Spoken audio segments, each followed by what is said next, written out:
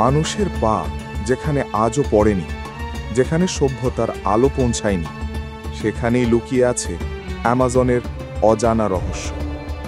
আজ আমরা চলেছি পৃথিবীর সবচেয়ে রহস্যময় জঙ্গল অ্যামাজন রেন ফরেস্টে, যেখানে আছে এমন কিছু অজানা উপজাতি যাদের অস্তিত্বই আমাদের কল্পনার বাইরে।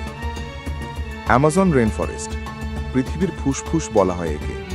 ৫৫ লক্ষ বর্গ কিলোমিটারের এই বনে এমন জায়গা আছে যেখানে আজও কোনো আধুনিক মানুষ প্রবেশ করেনি।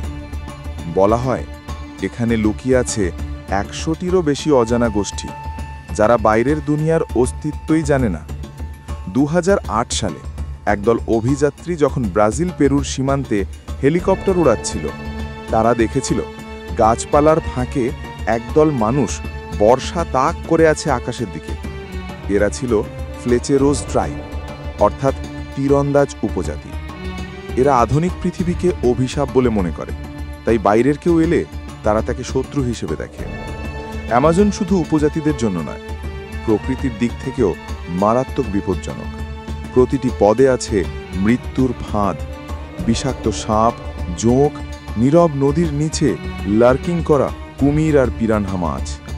অভিযাত্রীরা বলে রাত নামলে অ্যামাজন যেন এক দানবে পরিণত হয়। আপনি শুধু অন্ধকারই দেখবেন, কিন্তু শুনবেন হাজার রকম শব্দ, কোনোটা প্রাণীর, কোনোটা মানুষের, বোঝা মুশকিল। ব্রাজিল সরকার এই উপজাতিদের রক্ষার জন্য অনেক জায়গায় নো এন্ট্রি জোন ঘোষণা করেছে, কারণ বাইরের মানুষ গেলে তারা নিয়ে আসে রোগ, যা এই উপজাতিদের শরীরে কখনো প্রতিরোধ তৈরি হয়নি। একটি মাত্র সংক্রমণেই বিলুপ্ত হতে পারে পুরো গোষ্ঠী।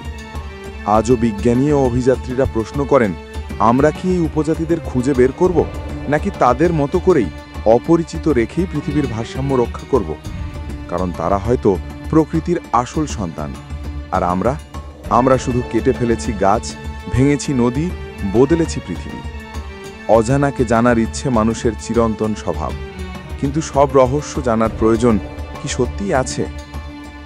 অ্যামাজনের গভীরে হয়তো আজও বাজে সেই তীরের শব্দ, যা আমাদের সভ্যতার অন্ধকার দিকটাকেই স্মরণ করিয়ে দেয়। ভিডিওটি ভালো লাগলে অবশ্যই চ্যানেলটি সাবস্ক্রাইব করুন এবং লাইক ও কমেন্ট করে আমাদের পাশে থাকুন।